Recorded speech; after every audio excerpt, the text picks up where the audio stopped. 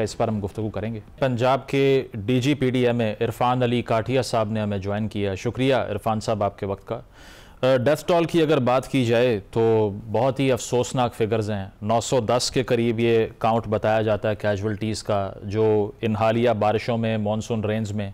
जिनकी जानें चली गई और हज़ारों देहात भी हमने देखा डूब चुके हैं। अज़मा बुखारी साहिबा ये कह रही हैं कि पंजाब की जो सैलाबी सूरत हाल है वो बिगड़ रही है, जनूबी पंजाब की तरफ जो है वो रेले जा रहे हैं। अब तो PDMA का डाटा क्या कहता है कि आगे कहाँ कहाँ डैमेजेस हो सकते हैं और फिल वक्त क्या सिचुएशन है? जी बिस्मिल्लाहिर्रहमानिर्रहीम, thank you very much for having me. और इस वक्त जो मोस्ट क्रिटिकल सिचुएशन है वो मुल्तान ज़िले में इस वक्त है, और उसकी मेन वजह यह है कि जलालपुर पीर वाला जो है उसको दोनों तरफ से दरियाए चनाब का पानी भी और इसके साथ साथ दरियाए सतलुज का पानी भी वो इस वक्त डिस्टर्ब कर रहा है। और जलालपुर पीर वाला में इस वक्त मैं खुद भी चीफ मिनिस्टर पंजाब की डायरेक्शंस पे कल रात से यहाँ सारे एवैक्यूएशन प्रोसेस को वो मॉनिटर कर रहा हूँ। और इसके अलावा क्योंकि अब आप देखें कि मुल्तान में जो चनाब का पहला रेला था जो 26 अगस्त की रात तकरीबन 10.5 लाख क्यूसेक खानकी और कादराबाद से गुजरा, वही फिर हेड त्रिमू से बिलाखिर मुल्तान पहुंचा। और फिर ऊपर से अनफॉर्चुनेट फैक्टर ये था कि 4 दिन के वक्फे के बाद एक थोड़ा कदरे लेस इंटेंसिटी का 6.25 लाख क्यूसिक्स का चनाब का दूसरा रेला वो कल त्रिमो पे अपनी पीक अचीव करने के बाद, जो कि 5,43,000 क्यूसिक्स थी, अब वो मुल्तान में दाखिल हो रहा है और अगले 24 घंटे में वो इसी इंटेंसिटी के साथ मुल्तान में रहेगा। अब मुल्तान में जितना ये बेट का इलाका है, ये सारा जो फ्लड प्लेन है पूरी तरह से ये इस वक्त इनंडेटेड है। और जलालपुर पीरवाला में तकरीबन 50 के करीब देहात हैं जिनमें इस वक्त इनंडेशन है। कुछ देहात जिसमें खान बेला और काफ़ी बाकी कुछ देहात वो ऊंचाई पे हैं, बड़ी आबादियां हैं, लेकिन अल्हम्दुलिल्लाह लोग अभी तक उसमें प्रॉपरली महफूज हैं और किसी किस्म का कोई जानी नुकसान का कोई अंदेशा नहीं है। सही, लेकिन इरफान साहब, लेकिन ये पंजाब और सिंध में हम जो देख रहे हैं रेनफॉल तो बंद नहीं हो रही, बल्कि ये कहा जा रहा है कि 10 सितंबर तक अब क्लाउड बर्स्ट भी हो सकते हैं, इंटेंसिटी बढ़ जाएगी बारिशों की। तो एक तरफ तो ये जो हालिया सिचुएशन है इसको हम डील कर रहे हैं, लेकिन जो अर्बन फ्लडिंग की बात हो रही है कितनी फैक्चुअल है कि जो बड़े शहर हैं पाकिस्तान के वो भी they are in danger currently because of the massive rains. Yes yes, there is no doubt in it. और आपने देखा इस साल जो जितने भी हमारा अर्ली मॉनसून था, 25 जून से बारिशें स्टार्ट हुई और इस वक्त हम 10वां स्पेल जो है उसमें एंटर हो चुके हैं। और आज की भी अगर मैं बात करूं तो लाहौर, मुल्तान,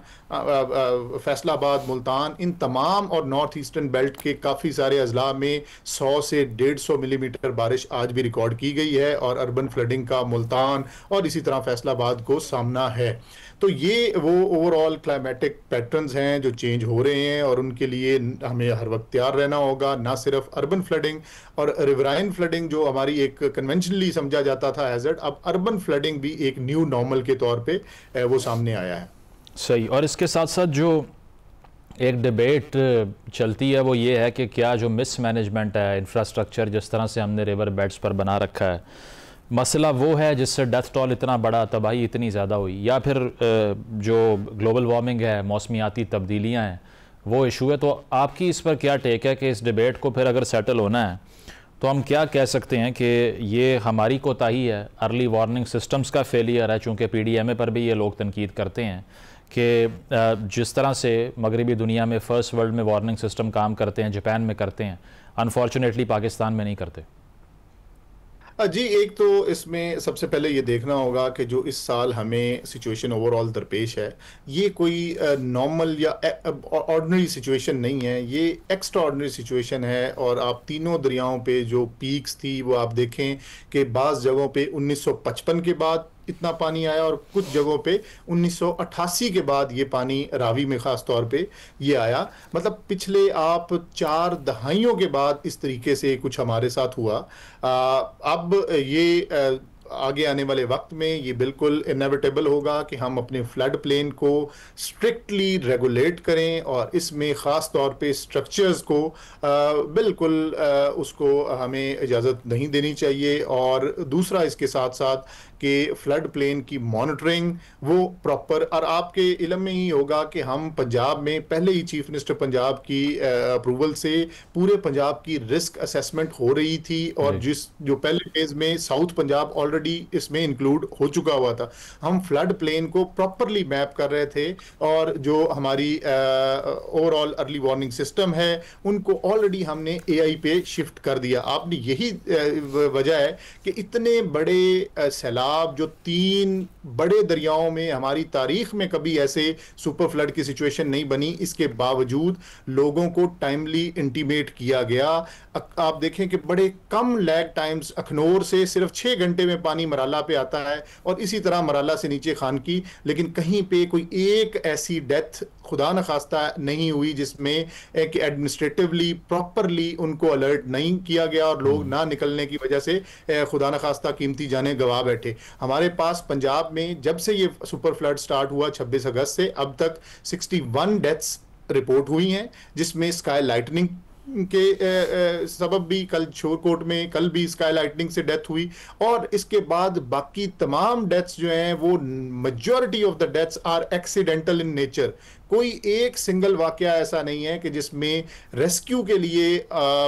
कॉल दी गई हो और वो नॉन रिस्पॉन्सिवनेस की वजह से वहां पे कोई कीमती जान का नुकसान हो। नहीं तो इवैक्यूएशन जो आप कह रहे हैं कि इवैक्यूएशन की जो बात आपने की है वो स्मूथली हो जाती है, क्योंकि अक्सर जगहों पर लोग भी रेजिस्ट करते हैं, वो अपनी प्रॉपर्टीज़ को इवैक्यूएट करके नहीं जाना चाहते, तो उसमें कोई रेजिस्टेंस फेस नहीं की हुकूमत ने?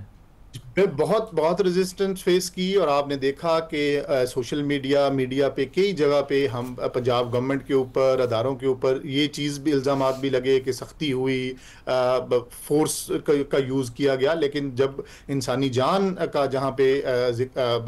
वो मामला होता है तो चीफ मिनिस्टर पंजाब की बड़ी क्लियर डायरेक्शंस हैं। और ये आप देखें कि थोड़ा सा हम यहाँ मुल्तान में जो लोगों को फोर्स कदरे कम यूज की गई, और इसी चीज को अब हम एक चैलेंज के तौर पे इस वक्त भुगत रहे हैं। और पिछले 24 से 48 घंटे पे चीफ मिनिस्टर पंजाब खुद डायरेक्टली यहाँ हमसे कनेक्टेड हैं, एक एक लम्हे की वो खबर ले रही हैं, और हमें यहाँ पे एक major chunk of the people उनको अब फ्लड प्लेन से कि उनके आधे आधे घर ऑलरेडी बच्चे वगैरह बाहर शिफ्ट हो चुके हैं, लेकिन ये उसी जो है नॉन रिस्पॉन्सिवनेस की वजह से कि शायद ये पानी इस साल भी उतना नहीं आएगा जितना हमें अंदेशा है, और अनफॉर्चुनेटली वो पानी उतना आ गया, और अब हमें उनको इमरजेंसी में इवैक्यूएट एडमिनिस्ट्रेशन को और रेस्क्यू 1112 को, पाकिस्तान आर्मी को करना पड़ रहा है। लेकिन आपके ये भी इल्म में होगा कि हमने पंजाब की तारीख का सबसे बड़ा रेस्क्यू ऑपरेशन ये किया है, और पिछले 26 तारीख से लेके अब तक इन तकरीबन 15 दिनों में हमने 27,000 बोट ट्रिप्स हुए हैं, जो जिनमें ऑपरेटर्स और रेस्क्यूअर्स गए और लोगों को निकाल के बाहर लाए, और 27,000 दफ़ा ये ऑपरेशन हुआ और सक्सेसफुली हुआ। हम तकरीबन 2 मिलियन 20 लाख लोगों को फ्लड प्लेन से निकालने में कामयाब हुए। इनमें वॉलंटरी जो इवैक्यूएशन है वो भी शामिल है, और पाकिस्तान आर्मी और रेस्क्यू 1112 की एफर्ट्स के साथ भी, और इसमें फोर्स्ड इवैक्यूएशंस भी शामिल हैं। और मैं समझता हूं कि ये चीफ मिनिस्टर पंजाब और पंजाब के तमाम जो रिस्पॉन्सिबल अदारे थे उनकी ये कामयाबी है कि हमने अल्हम्दुलिल्लाह इतने बड़े सुपर फ्लड के बावजूद हमने इंसानी जानों के ज़िया को रोका, और अल्लाह का शुक्र है कि कोई भी डेथ ऐसी नहीं थी जो नेग्लिजेंस की वजह से। तो इरफान साहब, ये अनफॉर्चुनेटली एक न्यू नॉर्मल बन चुका है। 2022 का फ्लड हमने देखा, उसमें भी तकरीबन 3 करोड़ लोग मुतासर होते हैं, 1700 अमवात होती हैं, 30 अरब डॉलर का नुकसान होता है, और 3 साल के बाद दोबारा से जैसे आप कह रहे हैं कि अनप्रेसिडेंटेड किस्म की ये फ्लडिंग है, और बहुत से अजला में 40-50 साल के रिकॉर्ड टूट रहे हैं बारिशों के। तो इसका मतलब ये है कि एक पैटर्न तो डेवलप होता हुआ दिखाई दे रहा है। फिर फ्यूचर में हम क्या ऐसा करें, मतलब रिस्क असेसमेंट की जहाँ तक बात है, या रिस्क मैनेजमेंट पॉलिसी बनानी पड़ेगी, क्योंकि अगर इतना रिपीटेटिव ये चीज़ होती जा रही है तो हमें तो फिर इसके लिए एक जामे प्लान, एक पॉलिसी चाहिए, ताकि फ्यूचर में बचा सकें हम अमलाक को भी, लोगों की, उनकी जानों को भी, क्रॉप्स को भी, लाइफ स्टॉक को भी। जी बिल्कुल, इसमें अब अगर रेजिलियंस हम अपने कौम में, अपने लोगों में ये पैदा नहीं करेंगे, तो ये खुदा न खास्ता हमारे साथ फिर होगा, और हमें इसमें एंटीसिपेटरी एक्शंस लेने होंगे, हमें स्ट्रक्चरल मेजर्स की तरफ जाना होगा, और एक अडेप्टेबिलिटी और रेजिलियंस के बगैर अब इसका कोई चारा नहीं है। और ये जो आर्ग्यूमेंट होता है कि हिंदुस्तान से इनफ्लो बहुत बढ़ जाता है इसीलिए सैलाब आते हैं, आपको लगता है कि ये वाकई एक पॉलिटिकल इशू भी हो सकता है? क्योंकि यहाँ पर इशू ये है ना कि इस तरह के डिज़ास्टर्स के दौरान भी बहुत से सियासी आर्ग्यूमेंट्स, बहुत से रूमर्स फैल जाते हैं, तो हिंदुस्तान की तरफ से जो इंटीमेशन दी जाती है, आपको लगता है वो इनअप्रोप्रिएट है, वो ठीक कन्वे नहीं की जाती है, कोई और इशू है? जी बिल्कुल बिल्कुल, हम लोअर राइपेरियन होने की वजह से बिल्कुल हम रिसीविंग एंड पे हैं, और इस साल भी ये देखें कि जो इंफॉर्मेशन शेयरिंग है वो बुरी तरह से उसमें हिंदुस्तान नाकाम रहा। हमें जो इंडस वाटर ट्रीटी के तहत जो मैकेनिज़्म था, और 24 घंटे में एक दफ़ा वो पाबंद थे हमें इंटीमेट करने के, हमें बिल्कुल इंटीमेट चनाब के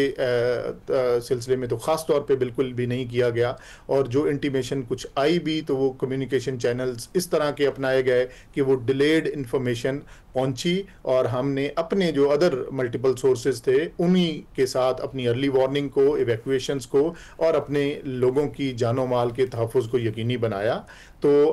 दूसरा, फिर आप इस साल देखें कि जो इंडियन डैम्स थे उनकी भी जो सूरत हाल रही, अगर वो शायद प्रॉपरली रेगुलेट होते तो अचानक इतने बड़े फ्लोज पंजाब में और जो तबाही का सबब बने वो ना बनते। जी सही। और इसके अलावा ऑन द लास्ट नोट, एक डैम्स का भी आर्गुमेंट जो है वो हो रहा है। कुछ लोग कहते हैं अगर कालाबाग डैम बना होता तो ये ना होता, हालांकि वो इंडस पर बनना था। कुछ लोग ये कहते हैं कि हमने जो है वो अपने पॉलिटिकल इश्यूज़ रिजॉल्व नहीं किए, अगर हमारे पास स्टोरेज साइट्स होती ये सब ना होता। वो और बात है कि डाटा ये भी कहता है कि जो बिग डैम्स होते हैं, मेजर डैम्स होते हैं, वो उतना एग्रेवेट भी बढ़ा भी सकते हैं फ्लड को जितना उसको प्रिवेंट करने की बात होती है।